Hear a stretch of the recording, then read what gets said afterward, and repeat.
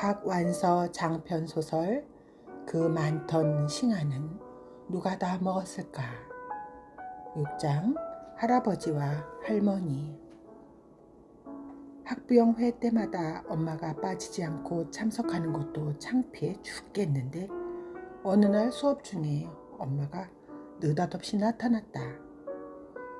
그리고 고무신도 벗지 않고 교실 문을 드르륵 열었다. 일본인 남자 선생님이 담임할 때였는데 엄마는 마치 그가 일본인이라는 걸 모르는 것처럼 예절 바른 어려운 조선말로 시골의 조부님이 위독하다는 전보가 와서 딸애를 데리러 왔다는 뜻의 말을 했다. 선생님도 뭔가 심상치 않은 낌새를 챘는지 반장한테 시키지 않고 나를 불러 통역을 시켰다. 나는 그때 엄마가 쓴 장엄하기까지 한 고급의 우리말을 그대로 옮길 수 없는 게 억울하고 초조한 나머지 울상이 되어 형편없는 통역을 했다. 아무튼 뜻은 전달이 됐으므로 선생님은 어서 가라고 허락을 했다. 그러나 엄마는 그 경황 중에도 할아버지가 돌아가실 경우 장례를 치르는 동안은 결석 처리를 하지 않는 게 교칙인 줄 아는데 그게 맞지요? 하는 확인까지 통역을 시키고서야 내 손을 잡고 교실을 물러났다. 엄마는 시골 갈 준비를 다 해가지고 학교에 들렀는지라 나는 책가방을 맨 채 경성역으로 직행을 해 기다리고 있던 오빠와 숙부, 숙모와 합류했다.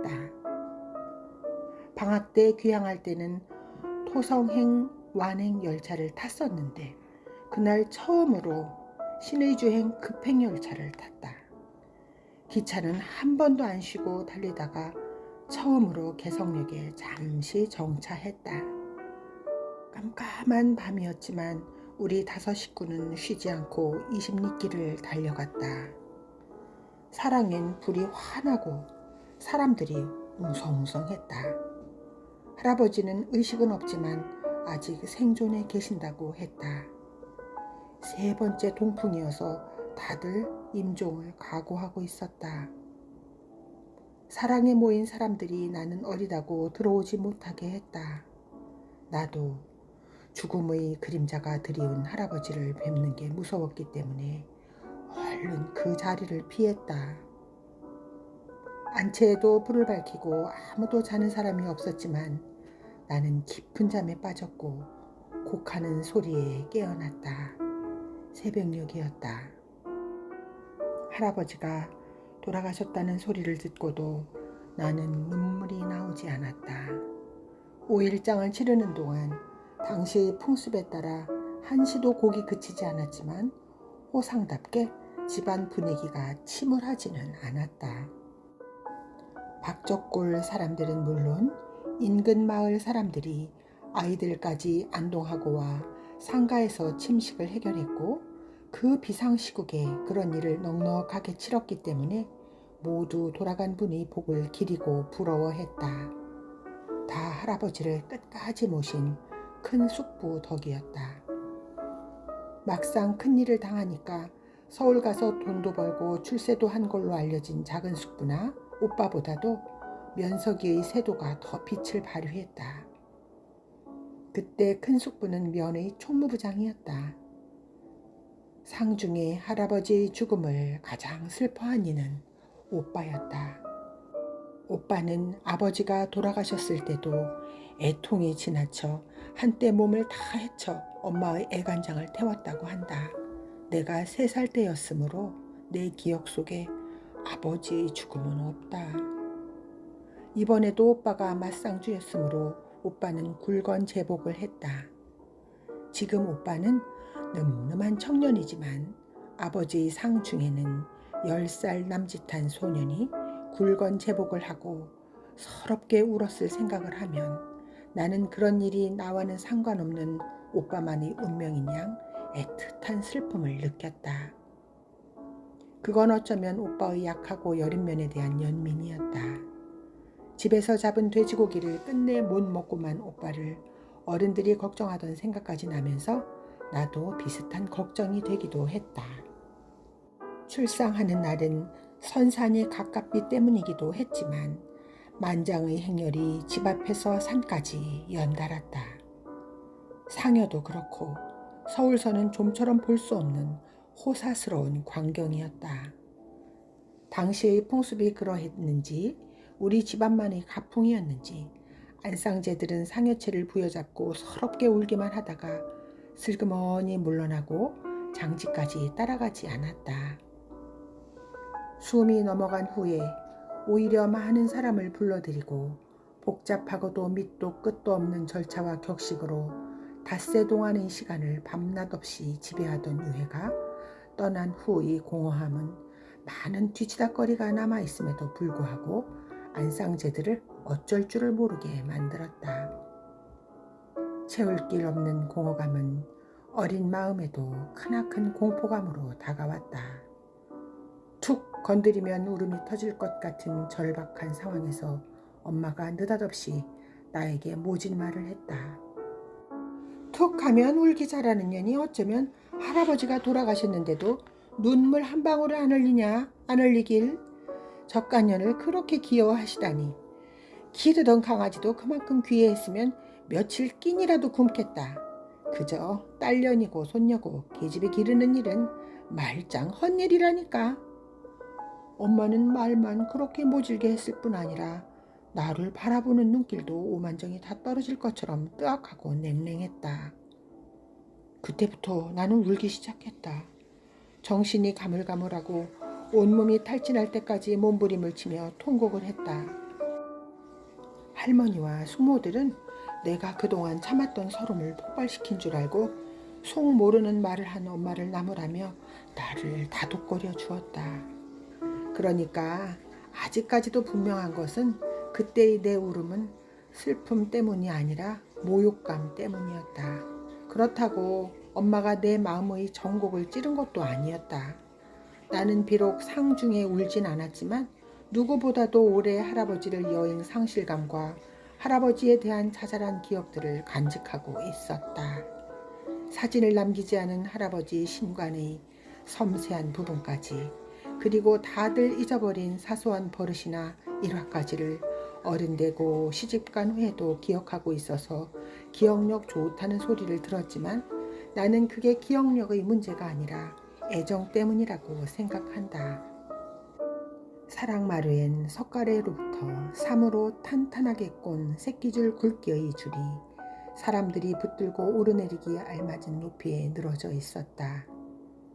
동풍이 들기 전에도 할아버지는 그 줄을 가볍게 잡고 오르내리셨지만 1차 동풍 후 어느 정도 회복이 되어 뒷간이나 마당 출입이 가능했던 시기엔 그 줄에 매달려 다리를 부들부들 떠는 것을 몇 번이나 본 적이 있었다. 할아버지가 돌아가신 후에도 그 줄은 거기 늘어져 있었고 나는 방학에 귀향할 적마다 멀리서도 텅 빈 사랑채에 늘어져 있는 그 줄만 눈에 띄면 심장에 균열이 가는 것처럼 가슴에 진한 아픔이 왔다. 그래서 오래 기다리고 있는 사람에게 달려가듯이 제일 먼저 그 줄을 향해 달려가 어루만져 보곤 했다. 할아버지의 손때에 절어 그 줄은 찐득찐득했고 그게 그렇게 좋을 수가 없었다.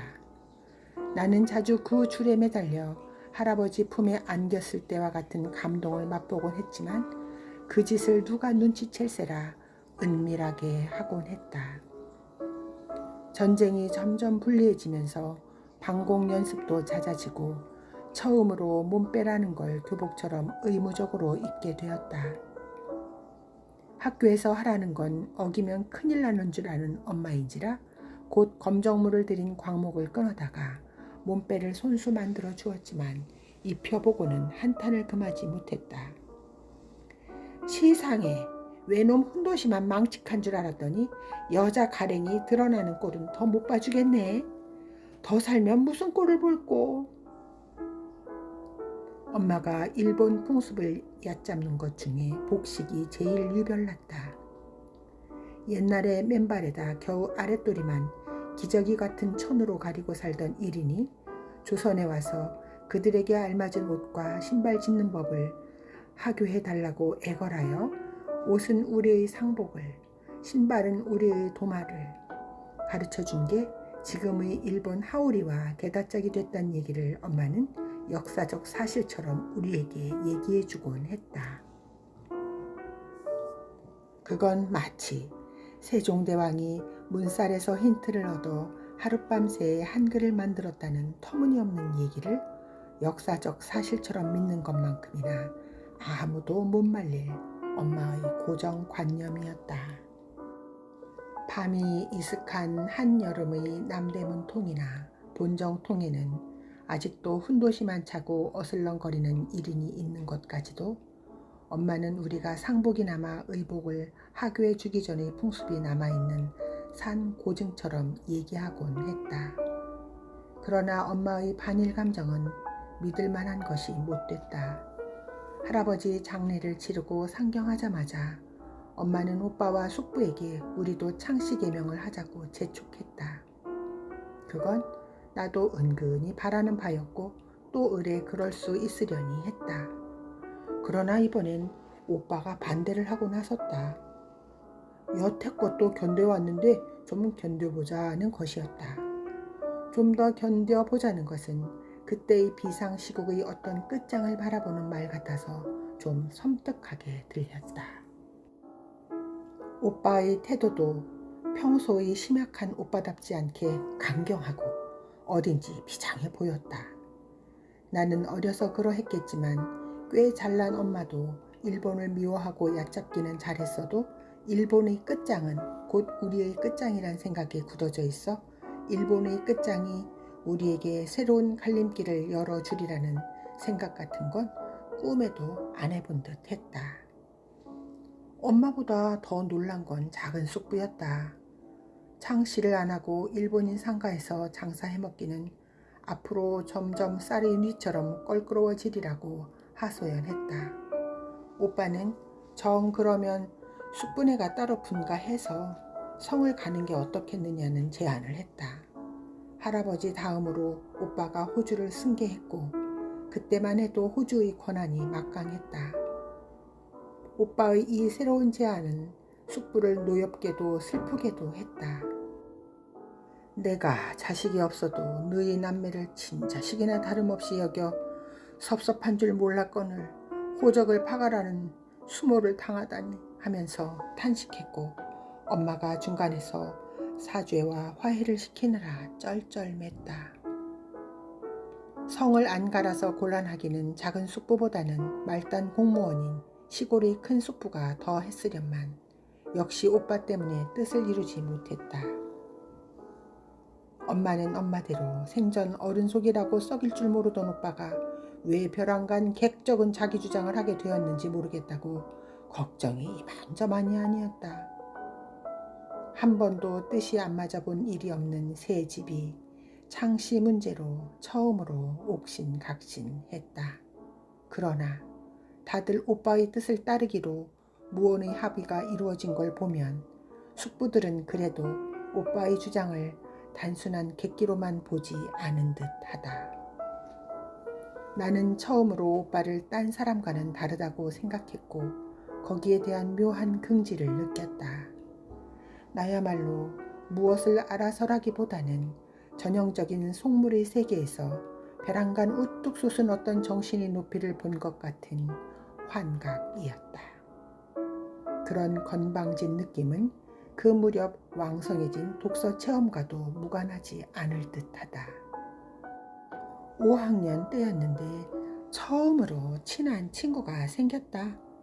전학생이었는데 선생님이 나하고 짝을 시켰다. 전학해 온 아이가 새로운 환경에 적응할 동안 마음이 순한 아이하고 짝을 시키는 게 선생님들이 공통된 버릇이었다. 나는 반에서 존재 없는 아이여서 아무 일에도 뽑힌 적이 없건만 그런 일엔 단골로 뽑혔다. 나는 속으로 모욕감을 느꼈지만 드러내놓고 싫은 눈치도 못했다. 나는 내가 착하지도 친절하지도 않다는 걸 알고 있었지만 선생님이 나에게 바라는 유일한 기대를 배반할 용기가 없어 그런 척할 수밖에 없었다. 그애는 성만 일본식으로 갈고 이름은 복순이라는 촌스러운 본명 그대로였다.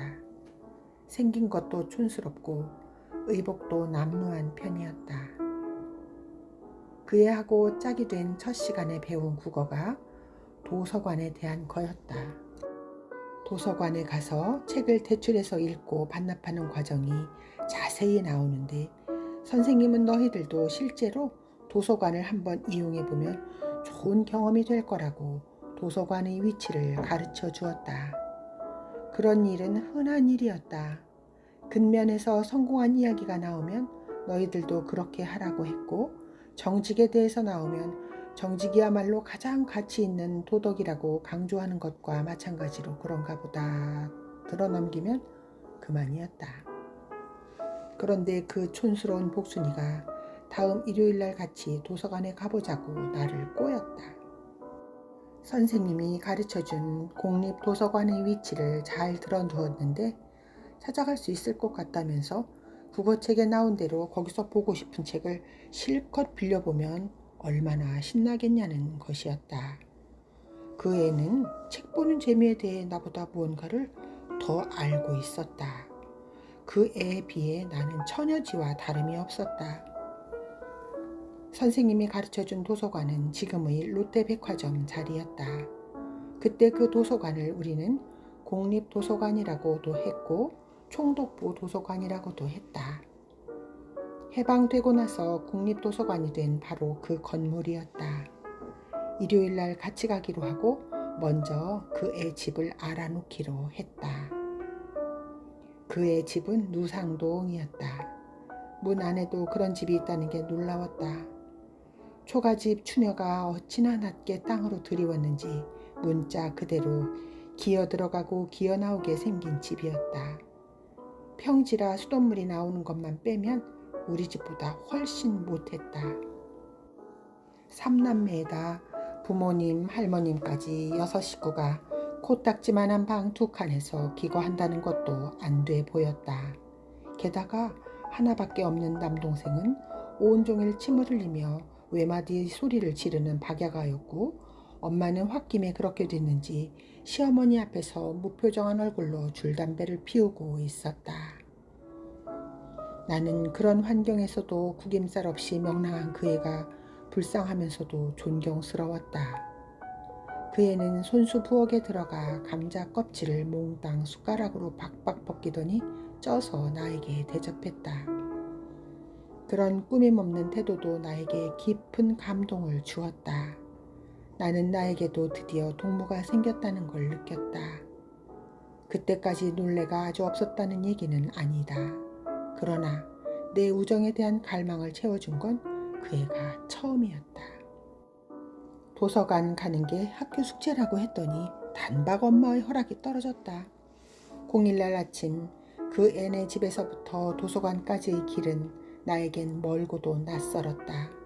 그 애도 처음이어서 겁없이 이 사람 저 사람에게 길을 물어 간신히 당도한 곳은 아이들이 만만하게 이용할 수 있게 생긴 건물이 아니었다. 붉은 벽돌 건물엔 권위주의적인 정적이 감돌고 있었고, 감히 어디로 어떻게 들어가 책을 빌리는 절차를 밟아야 하는지 도무지 감을 잡을 수가 없었다. 안에 충충하게 고여있는 어둡고도 서늘한 정적을 훔쳐보는 것조차 두려워서 가슴을 졸이며 열려있는 문을 이문저문 조심스럽게 엿보고 다니는데 정복을 입은 수위가 달려왔다. 나는 나쁜 짓을 하다가 들킨 것처럼 어쩔 줄을 몰라 하는데 내 동무는 또박또박 교과서에서 배운 도서관 이용법을 직접 해보려고 왔노라고 말했다. 당장 몰아낼 듯이 눈을 부라리며 달려온 수희였지만 내 동무의 똑똑함에는 감동을 한 듯했다. 허허, 그것들 참 하면서 이 도서관에는 아이들 열람실이 없으니 딴 도서관에 가보라고 했다. 수희 아저씨가 가르쳐준 딴 도서관은 거기서 가까웠다. 지금의 조선호텔 정문 바로 건너편에 있는 부립도서관이었다. 해방 후엔 서울대 치대도 됐다가 여러 번 용도가 바뀌었지만 그때는 총독부 도서관 다음으로 큰 도서관이었다. 그 도서관 역시 우리 같은 촌뜨기가 만만하게 이용할 수 있을 것 같지 않게 당당하고 음침한 분위기의 건물이었지만 아이들 열람실은 본관에서 따로 떨어진 단층의 학교 교실만한 별관이었다. 들어가는데 아무런 수속 절차가 필요 없었고 아저씨 한 사람이 선생님처럼 앞의 책상에 앉아있고 아저씨 뒷면 벽이 온통 책장이었는데 아무나 자유롭게 꺼내다 볼 수 있는 개가식이었다. 교과서에서 배운 것 같은 열람을 위한 수속 절차가 따로 있는 게 아니었다. 제 집 서가의 책처럼 마음대로 꺼내다 보고 재미없으면 갖다 꽂고 딴 책을 가져오기를 아무리 자주 되풀이해도 그만이었다. 실제로 읽지는 않고 그렇게 촐싹거리기만 하는 아이도 있었다. 아저씨는 어린이들을 향해 앉아있을 뿐 이래라 저래라 말이 없었다. 그 또한 온종일 책을 읽고 있었다. 그런 곳이 있으리라고는 꿈도 못 꿔본 별천지였다. 그날 처음 빌려본 책이 무정이라는 제목으로 아동용으로 쉽게 간추려진 레미제라블이었다. 물론 일본말이었고 사파가 이루 말할 수 없이 아름다워 읽는 재미에다 황홀감을 더해주었다. 간추려졌다고는 하지만 상당한 두께의 책이어서 도서관을 닫을 시간까지 속독을 했는데도 다 읽지 못했다. 대출은 허락되지 않았다. 못다 읽은 책을 그냥 놓고 와야 하는 심정은 내 혼을 거기다 반 넘게 남겨놓고 오는 것과 같았다. 숙분의 다락방에서 만화책을 뺏겼을 때와 비슷하면서도 그것과는 될 것도 아니게 허전했다. 미칠 것 같다고 해도 과장이 아니었다. 내 동무가 읽은 건 소공료였고 끝까지 다 읽었다고 했다. 우리는 몹시 흥분해서 서로가 읽은 책 얘기를 주고받았고 다음 공일에도 또 가자고 약속했다. 엄마는 내가 공일날마다 도서관에 가는 것을 덮어놓고 기특해했고 오빠는 내가 공부하러 가는 게 아니라 동화책을 읽으러 간다는 걸 알았지만 도서관에 비치된 책에 대해 신뢰감을 갖고 있었기 때문에 말리지 않았다. 그날 이후 공일날마다 도서관에 가서 책 한 권씩 읽는 건 내 어린 날의 찬란한 빛이 되었고 복순이와 나는 더욱 단짝이 되었다. 매일 밤 꿈에서 왕이 되는 행복한 거지와 매일 밤 꿈에서 거지가 되지 않으면 안 되는 불행한 왕 얘기도 그때 읽었고 복순이가 먼저 읽은 소공녀도 물론 따라 읽었다. 소공녀 새라도 하녀로 전락한 후 어느 때부터인가 문득 밤마다 그의 귀가를 기다리는 따뜻하고 맛있는 음식과 훈훈한 난로를 꿈처럼 경험하게 된다. 나에게 부립 도서관이 어린이 열람실은 바로 그런 꿈의 세계였다. 내 꿈의 세계 창 밖엔 미루나무들이 어린이 열람실의 단층 건물보다 훨씬 크게 자라 여름이면 그 잎이 무수한 은화가 매달린 것처럼 강렬하게 빛났고 겨울이면 차가운 하늘을 향해 쭉쭉 뻗은 힘찬 가지가 감화력을 지닌 위대한 의지처럼 보였다. 책을 읽는 재미는 어쩌면 책 속에 있지 않고 책 밖에 있었다. 책을 읽다가 문득 창밖의 하늘이나 녹음을 보면 줄창 봐온 범상한 그것들하고는 전혀 다르게 보였다. 나는 사물의 그러한 낯설음에 황홀한 희열을 느꼈다. 6학년이 되자 상급학교 입시 준비가 요새 같지는 않았어도 담임도 무서운 선생님이 맡게 되었고 정규 수업이 끝난 후에도 남아서 늦게까지 공부도 하고 시험도 쳤다. 그러나 복순이하고 나는 여전히 일요일이면 도서관에 가서 책 읽는 일을 그만두지 못했다. 숙제도 많이 내주었지만 토요일날 둘이서 같이 후딱후딱 해치웠다.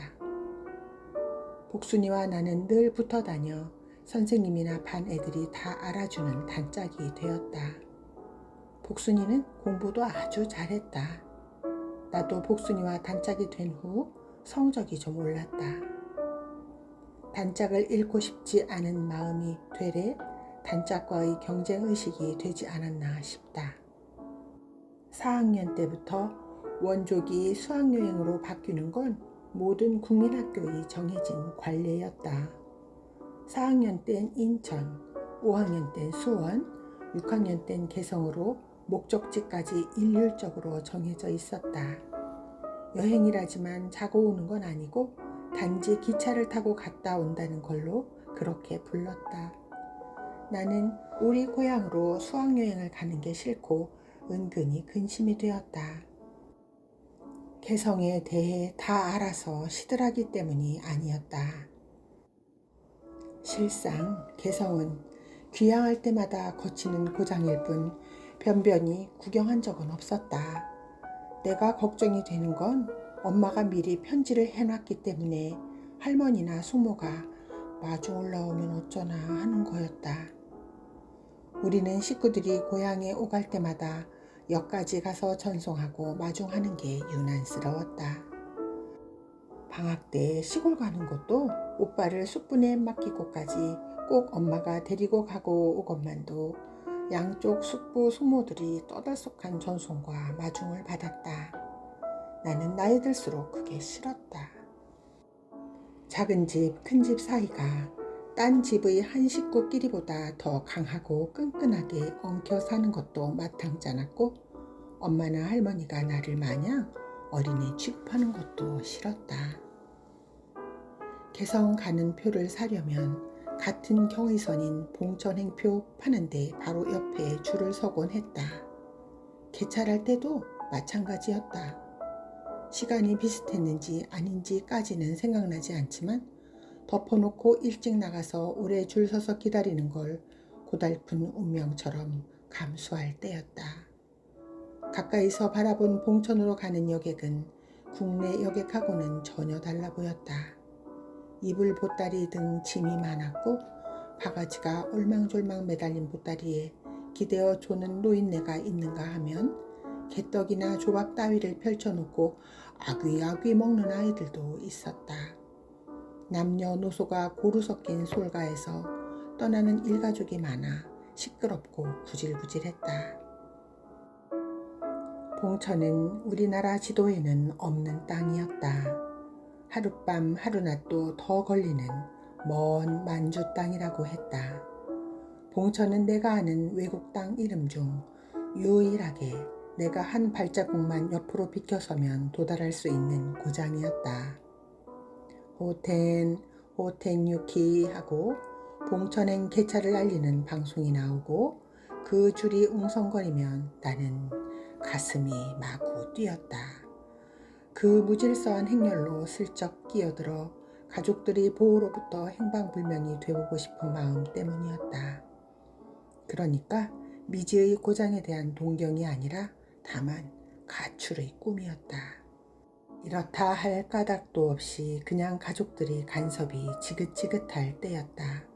그럴수록 복순이하고의 우정은 점점 더 배타적으로 돼 갔다. 개성으로 수학여행 떠나는 날 엄마는 경성역까지 배웅을 나와서 혹시 개성역에 누가 마중을 안 나오더라도 너무 섭섭해하지 말고 잘 놀다 오라고 타이르고 들어갔다. 제발 아무도 안 나왔으면 얼마나 좋을까마는 꼭 나올 것 같아 마음이 영 개운치 않은 채 기차가 개성역에 도착했다. 6학년은 총 5반이었다. 개성역 앞 광장에 반끼리 줄을 서서 인원 점검을 할 때였다. 완서야! 완서야! 하고 내 이름을 크게 부르는 소리가 났다. 저만치서 할머니가 무법자처럼 아이들 사이를 마구 헤집고 다니면서 목청을 높이고 있었다. 숙모도 아니고 할머니였다. 어찌나 창피한지 잠시 꺼질 수 있는 거라면 꺼지고 싶었다. 할머니는 풀을 세게 먹여 다듬은 옥양목 치마저고리를 뻗쳐 입고 머리에는 배보자기에 싼 커다란 임을 이고 있었다. 수치감과 분노로 화끈해진 얼굴을 깊이 숙이고 모르는 척하기로 마음을 정하고 복순이의 손을 꼭 붙들었다. 내 조선말 이름은 복순이밖에 누가 알랴 싶었다. 할머니한텐 좀 안 됐지만 눈 딱 감고 귀먹은 셈 치고 이 고비를 넘기자, 그런 속셈이었다. 그러나 웬걸, 아무리 소리쳐 불러도 이에 저에 붙들고 물어봐도 소용이 없자 할머니는 어디서 배워왔는지 이번엔 일본말로 내 이름을 부르기 시작했다. 그건 아무도 못 알아들을 혀 꼬부라진 어눌한 소리에 불과했지만 나는 더는 참지 못했다. 할머니한테 그 어려운 발음을 시킨 자신에 대한 혐오감으로 진저리가 쳐졌다. 그럴 땐 우는 게 유일한 내 재주였다. 나는 할머니 하면서 그 뻣뻣한 치마폭으로 달려들어 서럽게 울기 시작했다. 할머니도 울먹이는 목소리로 아이고 내 새끼, 아이고 내 새끼 하면서 연방 내 등을 토닥거렸다. 그리하여 우리는 마치 오랫동안 몇 천리 밖에 떨어져 지낸 손녀와 할머니처럼 감격적인 상봉을 했다.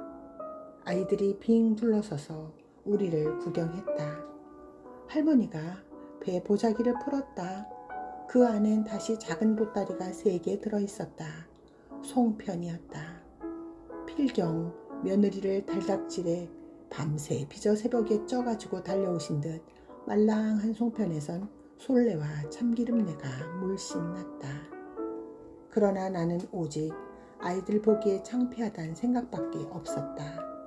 어서 그 고역스러운 시간을 면하고 싶었다. 흐트러진 열을 바로 세우려는 선생님의 호루라기 소리가 나자 할머니는 한 보따리는 선생님 드리고 한 보따리는 서울로 가지고 가서 작은 집과 나누어 먹고 또 한 보따리는 아이들하고 나누어 먹으라고 송편이 3보따리인 까닭을 설명해주고 비로소 작별을 아쉬워했다.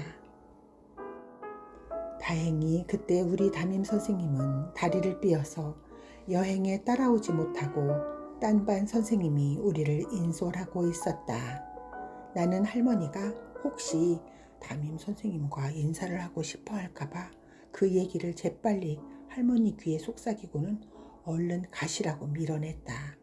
그리고 할머니가 저만치 떨어져서 우리가 정렬하여 차례로 역 광장을 떠날 때까지 지켜보는 걸 의식하며 참담한 기분에 사로잡혔다. 다행히 복순이가 말없이 나에게 덧붙여진 짐을 같이 들어주었다.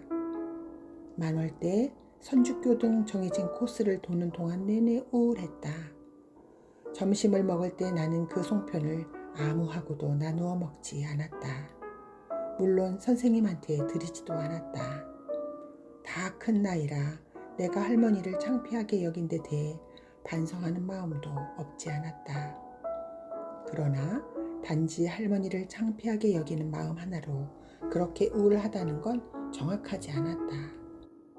친족 간의 끈끈한 유대감과 과보호가 점차 나를 옥죄는 것 같아 그게 참을 수 없이 짜증스러웠다. 밤에 도착한 경성역엔 또 오빠가 마중 나와 있었다.